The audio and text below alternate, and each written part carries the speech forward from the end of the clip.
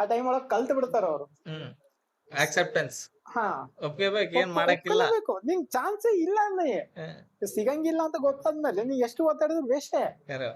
ಒಂದು ನೀ ರಕ್ತ ಸುರಿಸ್ಬೇಕು, ಅವ್ರದನ್ನಾಗ್ಲಿ ನಿಂದನ್ನಾಗ್ಲಿ. ಹೌದಾ? ಖರೆ.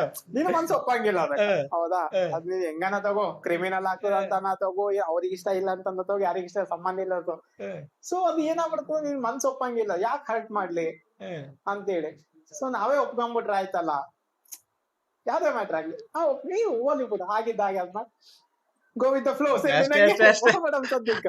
ಬಟ್ ಮನಸ್ಸಾಗಂತೂ ಇದ್ದೇ ಇರ್ತದ ಇರ್ತದ ಅದು. ಅದನ್ನ.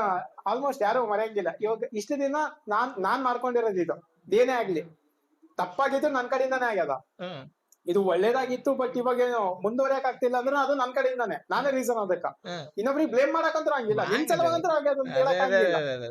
ಸೊ ನಂದೇ ಸಫರಿಂಗ್ ಇದು ನಾ ಒಬ್ನೇ ಮಾಡ್ಬೇಕು. ಹೌದು. ಹೌದಾ? ನನ್ ಫ್ಯಾಮಿಲಿ ಕೊಡಬಾರ್ದು, ನನ್ ಸೊಸೈಟಿಗೂ ಕೊಡಬಾರ್ದು ಅದನ್ನ. ಹ್ಮ್, ಸೊ ನಾನೇ ಒಪ್ಕೊಂಡ್ಬಿಟ್ರೆ ಆಯ್ತಲ್ಲ. ಮನಸ್ಸೊಳಗ ನಾನು ದಿನ ರಾತ್ರಿ ಆಡ್ತೀನಿ, ಸಂಬಂಧ ಇಲ್ಲ ನನಗದು. ಹ್ಮ್. ಹೊರಗ್ ನಕ್ಕಂತಿದ್ರೆ ಆಯ್ತಲ್ಲ. ಹಿಂಗನ್ನೋರು ಬಹಳ ಜನ, ಹಂಗೆ ಇರ್ತಾರ ಆಲ್ಮೋಸ್ಟ್. ಬಹಳ ಜನ. ನಾನ್ ನೋಡಿ ಇಂಥದನ್ನ ನೋಡಿ ನಾ ಹೇಳ್ತೀನಿ, ಕಣ್ಣಾರ ನೋಡಿ ನಾ. ನಾವೇ ನೋಡಿ ಇಂಥವ್ರು ಆಲ್ಮೋಸ್ಟ್ 99% ಹಿಂಗೆ ಇರ್ತಾರ.